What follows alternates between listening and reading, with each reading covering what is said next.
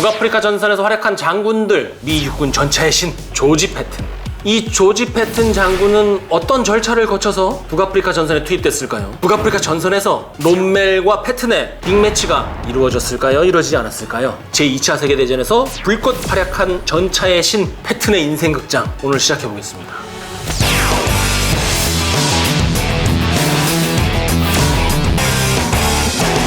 패튼 85년생입니다. 그런데 1885년생이다. 19세기 사람이에요. 1885년에 그러면 우리나라에서는 무슨 일이 있었을까 생각해보면 조선 말이죠. 1884년에 갑신정변을 수습하면서 조선과 일본 사이에 한성조약이 체결되었다. 영국 해군의 일부가 1885년에 거문도에 정박을 하죠. 이게 나중에 1887년 거문도 사건으로 연결이 되는 것이고, 또 1885년 말에 이토 히로부미 일본 초대 총리가 되고요. 이렇게 보니까 1885년에는 굉장히 씁쓸한 일밖에 없었던 것 같네요. 하지만 1885년에 조지 패튼이 태어나죠. 키가 크죠? 187cm. 와우. 이런 사진들 보면 항상 패튼이 키가 제일 커요. 특히 이 사진 보면 왼쪽부터 누굽니까? 패튼, 그리고 아이젠하워. 맨 오른쪽은 브래들리 장군입니다. 브래들리 장군 하면 뭐다? 브래들리 장갑차의 그 브래들리다. 미국 초대 합참의장이었고 미군 역사상 마지막 원수였다. 나중에 브래들리 장군도 한번 다룰 기회가 있었으면 좋겠는데, 어쨌든 패튼 장군은 키가 컸다. 이러한 패튼은 남북전쟁에 17명의 남자가 참전했던 명예와 존중을 인정받아온 긍지 높은 집안이었다. 거기에다가 자수성가한 백만장자 집안의 딸하고 결혼해서 집이 상당히 풍족했습니다. 이 패튼 장군 여러분 알다시피 기병장교였고 남다른 점이 있었는데 제1차 세계대전 때 이미 전차가 미래전장을 주도할 것이라고 예측을 하고 전차에 올인한 사람이었어요. 그런데 1차 세계대전이 끝나고 얼마 지나지 않아서 패튼에게 위기가 닥쳐요. 1932년 일명 보너스 시위행진 사건, 이거 유명하죠. 연금을 지급하라, 보상을 하라 이렇게 요구하는 미군 참전자들을 그야말로 무장군대가 나가서 무자비하게 진압한 그런 사건이었죠. 여기에서 참전자들 100여 명이 사상함으로써 메가더가 정치적으로 가장 큰 위기에 놓였었고, 진압에 투입된 게 패튼의 부대였기 때문에 패튼도 바로 위기에 놓였죠. 그러나 패튼이 평소부터 정치 사회적으로 든든한 인맥을 깔아놓고 있었기 때문에, 그리고 무엇보다도 패튼이 이 당시에 뭘로 유명했냐면 올림픽에 나간 국가대표 펜싱 선수였어요. 그리고 실력이 자자한 승마 선수였고 사격 실력도 굉장히 뛰어났고, 그렇기 때문에 패튼 장군 이 당시에 이미 미국에서는 밀리터리 아이돌 같은 존재였단 말이죠. 그래서 그 인기와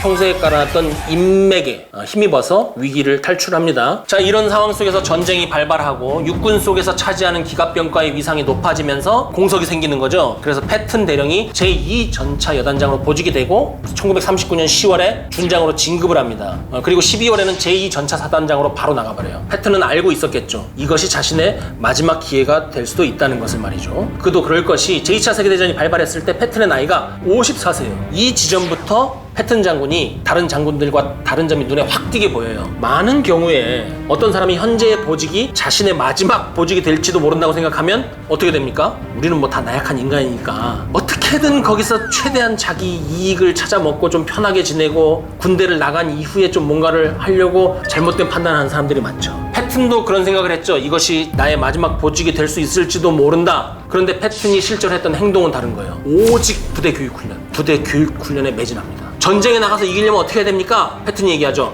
훈련, 훈련, 훈련. 훈련에서 무엇이 중요합니까? 공격, 공격, 공격이야. 패튼 이런 거 좋아했어요. 병사들이 오전 훈련을 하고 나면 땀에 젖어가지고 오후 훈련을 하기 위해서는 입고 있던 군복뿐만이 아니라 전투화까지 갈아 신어야 될 정도로 입에서 단내가 날 정도로 훈련을 시켰으며, 패튼 그 자신도 같이 뛰고 같이 돌아다니면서 격려하고 중간에 서갖고 고래고래 소리 지르면서 연설하고 이래서 온몸이 땀으로 다 흠뻑 젖었답니다. 여기서부터 다른 장군들하고 패턴은 달라지는 거예요. 그러니까 새로 창설한 부대나 마찬가지인 이 제2전차사단이 정말 잘 싸워서 이기는 부대로 거듭납니다. 오직 교육훈련만 해요. 이 부대가 특히 고전적인 교육훈련, 책상 공론이 아니라 최근에 있었던 전투의 전운을 반영한 실전적인 훈련을 시키고, 장교와 부사관은 밤낮으로 전술토의를 시켜요. 전술토의를 할 때 그냥 말로 전술토의를 시키는 게 아니라 사판을 만들어 놓고 사진을 갖다 놓고 실제 내 전차가 여기 오면 적의 전차는 어디로 오고, 이렇게 기동할 때 기름이 얼마가 필요하고 그 기름을 공급하려면 중간에 무슨 조건이 충족되어야 하고, 이런 실전적인 전술토의를 하는 거죠. 전투력이 높아지지 않을 수가 없는 겁니다. 정말 전차의 진심이었던 패튼이죠. 그런데 이 패튼만큼 전차의 진심이었던 사람 누구 있어요? 롬멜이잖아요. 부대 지휘 방식을 보면 굉장히 비슷해요. 두 사람의 개성, 성장 과정, 경험은 굉장히 정반대편에 있잖아요. 이 롬멜은 정말 흑수저잖아요. 근데 패튼은 금수저야. 그런데 이 끝에 가면 다 만난다고 그 두 사람이 키운 부대를 보니까 굉장히 유사한 부대가 되어 있었다는 것이죠. 기존 전투 방식, 전술의 상식을 깬 비상식적이고 기형적인 기동 중심의 부대, 기동에 올인한 부대가 되어 있었다는 것이죠. 이 두 사람의 부대만 비슷한 게 아니라 그 부대를 가지고 실전에서 지휘를 했던 두 사람의 지휘 스타일도 굉장히 비슷해요. 총알이 쏟아지는 그 전장에 맨 앞에 나가서 적과 전장을 직접 피부로 느끼는 그러한 지휘 방식. 다만 이 지휘 방식이 어디로부터 왔느냐? 롬멜은 경험을 통해서 확신을 갖고 있었고 패튼은 본능으로부터 확신을 갖고 있었다. 이것이 좀 차이가 있는 것이죠. 자, 이렇게 만들어 놓은 부대를 가지고 패튼이 1941년 9월에 저 유명한 미 육군 루이지애나 대기동 훈련, 여기에 나가서 이 사단을 가지고 한번 실험을 하는 것이죠. 이 훈련이 뭐라 그럽니까? 미 육군 개혁의 신호탄이다 이렇게도 불리잖아요. 굉장히 상징적인 훈련인데 이 패튼의 제2 전차사단이 나가가지고 제2군 사령부 예하에 편성이 돼서 모의 전투를 해요. 그런데 뭐 첫 술에 배부를 리가 없죠. 처음에 패튼의 전차사단이 누구랑 붙냐면 상대편의 보병, 기병하고 싸우는데 말 그대로 대패를 해요. 아니 그동안 열심히 훈련했다며. 근데 왜 졌어? 지는데도 이유가 있는 거죠. 장애물과 대전차포, 기관총 등을 절묘하게 결합시킨 이 보병의 방어 전투 능력이 뛰어났고 또 대항군들이 통상 유리하잖아요. 거기를 완전히 내 뒷마당처럼 알고 있으니까. 그러니까 처음에는 패튼의 제2 전차사단이 져요. 한 번, 두 번 정도는 져요. 그런데 이 훈련이 일회성으로 끝나는 게 아니기 때문에 패튼 사단이 훈련의 교훈을 반영을 해서 짧은 시간에 굉장히 급격하게 성장을 합니다. 특히 굉장히 인상적인 게 무엇이었냐면 전차의 기동력을 살려서 대우회기동이라는 것을 거의 처음으로 선보여요. 이게 지금도 미 육군 훈련사에서 기록으로 남아있어요. 훈련에서 실제 전장도 아니고 640km를 우회해서 가는 부대가 어디 있습니까? 이거를 패튼이 훈련해서 해요. 그래가지고 상대 대항군의 후방을 기습을 해서 패튼이 대승을 거두죠. 근데 여기서는 좀 그 논란이 있어요. 패튼이 일반적으로 생각하기에 훈련이라고 쳐도 저쪽으로는 갈 수 없을 곳이라고 생각한 곳으로만 가요. 그러니까 어디로 가냐면 습지, 강, 울창한 숲, 교량이 무너진 곳, 이런 곳을 역으로 이용해서 기동을 한단 말이죠. 근데 대항군은 그쪽으로 온다고 상상도 안 했으니 이길 수가 있나. 거기다가 640km를 삥 돌아갖고 오는데 이거 보니까 무슨 생각 나세요? 구데리안의 아르덴 산림 돌파, 롬멜의 대우의 기동 매우 유사하잖아요. 그러면 이 루이지애나 대기동 훈련을 통해서 패튼이 맹화로 바로 떠올랐느냐, 다들 막 패튼 훌륭하다 이랬느냐, 맹비난을 받습니다. 훈련부대의 안전을 위해서 기동 제한 지역으로 묶어놓은 곳이 있었어요. 그게 아까 얘기한 늪지대, 교량 붕괴지대예요. 근데 여기로 간 거예요. 그리고 패튼이 아까 640km 대우에 기동을 했다고 했잖아요. 640km를 대우에 기동을 하려면 전투지경선 밖을 나갈 수밖에 없어요. 근데 이 전투지경선 밖을 나가는데 상급부대에 보고하거나 아니면 훈련 관찰단 통제관에게 보고를 안 하고 나간 거예요. 이 전투지경선 밖을 나가는 것은 굉장히 심각한 명령 위반입니다. 전투지경선이라는 것 자체가 명령이거든요. 지시 불이행이고 재판을 받을 만한 사안이에요. 실제 지금도 그렇습니다. 야전에서 우리가 훈련할 때 전투지경선 밖으로 나간다, 그 평가관한테 들린다, 빵점입니다. 그런데 패튼은 이 전투지경선 밖으로 나가고 저기 위험하니까 가지 마세요 한 곳을 진짜 스테이크 먹듯이 들어간 거예요, 맨날. 그리고 또 한 가지, 훈련에 나가면 모든 무기와 장비를 갖고 나가는데 그 중에는 굉장히 비싼 거, 예민한 것들이 있잖아요. 그것을 지휘관들은 조심조심해서 쓴다고요. 그 훈련 나가갖고 그 장비 피해율이나 아니면 무기 망실률 이런 거 훈련 끝나면 평가가 다 나와요. 망가지면 안 돼. 근데 패튼은 달라요. 야, 내가 다 책임질 테니까 절로 가. 그러니까 패튼 부대는 훈련 나가면 실제 전투와 같이, 실전과 같이 무기 장비를 쓰는 거예요. 그러니까 패튼의 개인적인 성향을 알아야 루이지애나 대기동 훈련에서의 그 기적을 이해할 수 있는 것이죠. 패튼은 정말 훈련이라고 하더라도 이기기 위해서라면, 무언가 목표를 성취하기 위해서라면 가지고 있는 모든 수단과 방법을 다 동원하는 사람인 거예요. 규칙이나 상식을 지키지 않고 생각하는 대로 말하고 생각하는 대로 행동하는 사람이었고, 또 가지고 있는 배경이나 가지고 있는 재산이 그것을 상당히 커버해줘서 더욱더 자신감 뿜뿜이었던 사람이라는 거죠. 그러니까 패튼은 이제 이 제2 전차사단이 자신의 마지막 부대가 될 수도 있다는 생각을 가지고 반칙을 한 거죠. 수단과 방법을 가리지 않고 반칙 다 쓴 거예요.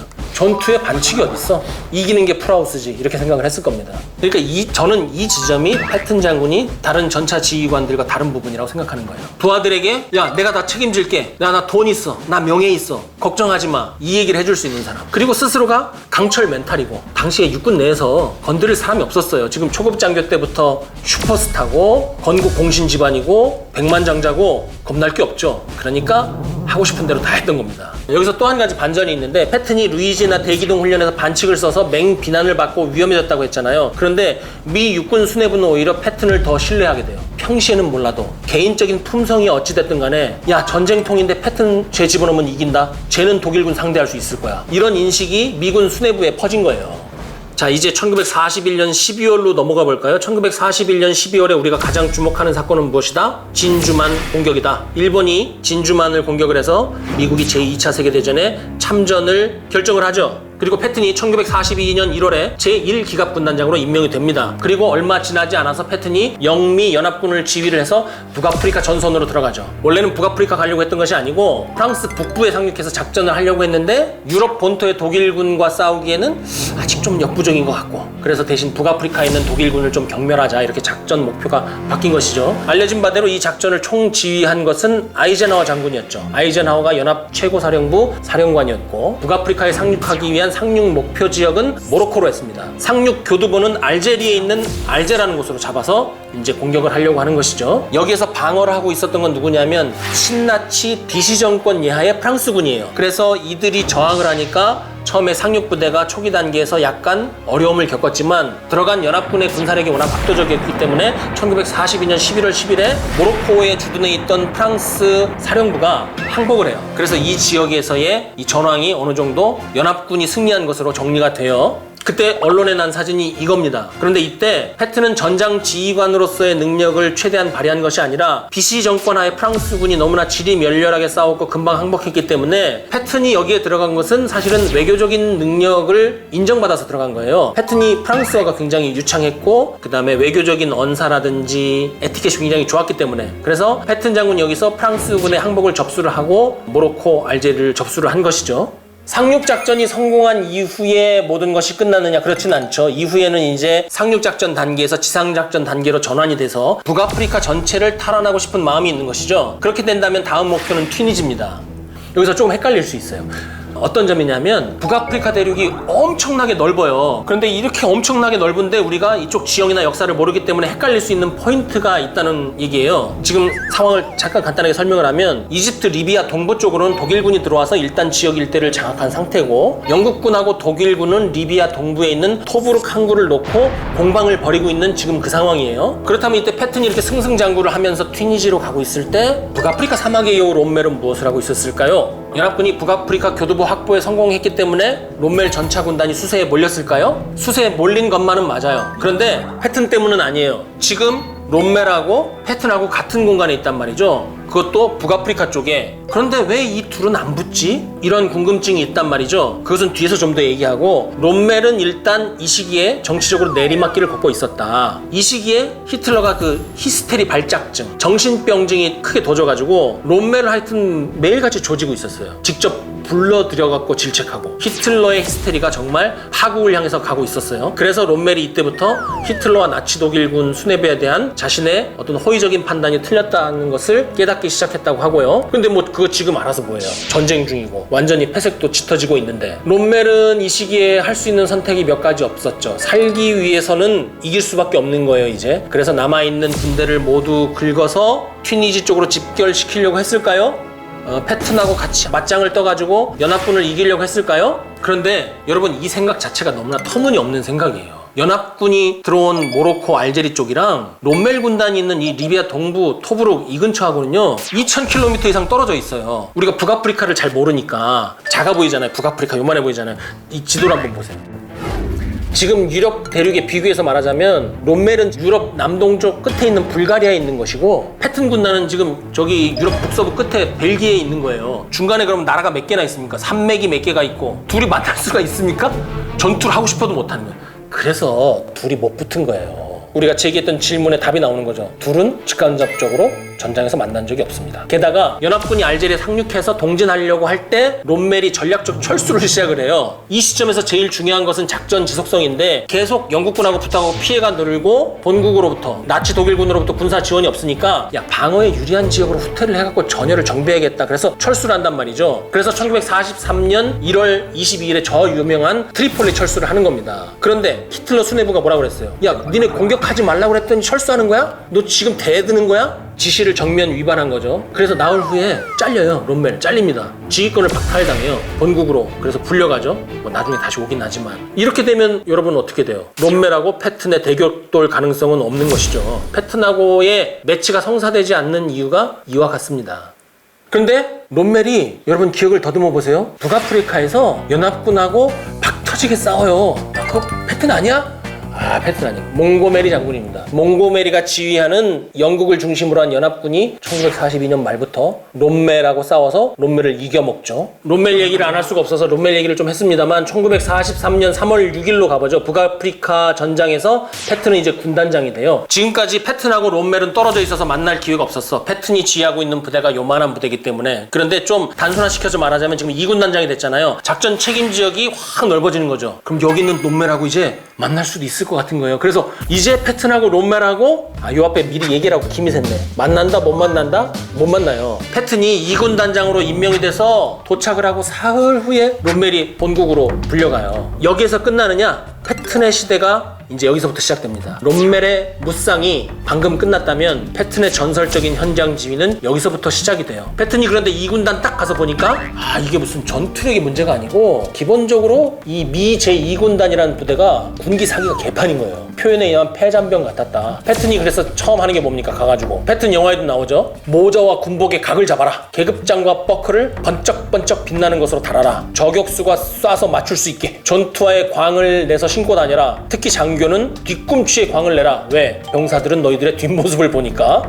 그리고 헌병을 곳곳에 세워요. 그냥 패튼은 뭐 그런 거 하나 지시해도 그냥 안 해. 그래가지고 여기서 반짝반짝 빛 안 나고 군 안 닦으면 바로 잡아갖고 병사들은 영창 보내고 기합 주고 간부들은 벌금 매겨요. 그리고 감봉 조치하고. 그러면서 이제 이 제2군단이 싸움 잘하는 부대, 전투력이 꽉꽉 들어찬 부대로 변모하는 모습이 그 패튼 영화에 잘 표현이 되죠. 그 패튼이 실제로 어떻게 하냐면 영화에서 본 것하고 똑같이 해요. 흰색, 파란색, 빨간색으로 화려하게 꾸민 차, 미국을 상징하죠. 그걸 타고 2군단 그 훈련 지역하고 영내를 막 돌아다녀요. 그러면서 소리 지르고 과장하고 병사들을 웃기고 나는 롬멜의 엉덩이를 차주고 싶어. 롬멜 자식을 만나면 머리를 한 방에 깨주겠다. 이런 얘기를 실제로 한단 말이죠. 당시로서는 굉장히 천박한 말투잖아요. 그거를 군단장이 하고 다니는 거예요. 그리고 패튼 철모 그거 아세요? 사진을 보면 흑백이라서 모르는데 일부 컬러로 복원한 게 있는데 거울처럼 반짝반짝하게 광을 낸 그 철모를 쓰고 다닌단 말이죠. 그러니까 부대의 군기 사기를 살리기 위해서 그렇게 하는 겁니다. 그리고 이제 이 제2군단을 지휘해서 패튼이 직접 이끄는 첫 전투가 시작되는 것이죠. 1943년 3월 23일 엘쿠에타르에서 드디어 독일군 제10 전차사단과 맞붙습니다. 이 패튼의 첫 전투 이야기는 다다음 시간에 다뤄보기로 하고 이 다음 시간에는 조금 전에 말씀드렸던 영미연합군의 활약이 돋보였던 튀니지 전투를 한번 다뤄보도록 하겠습니다.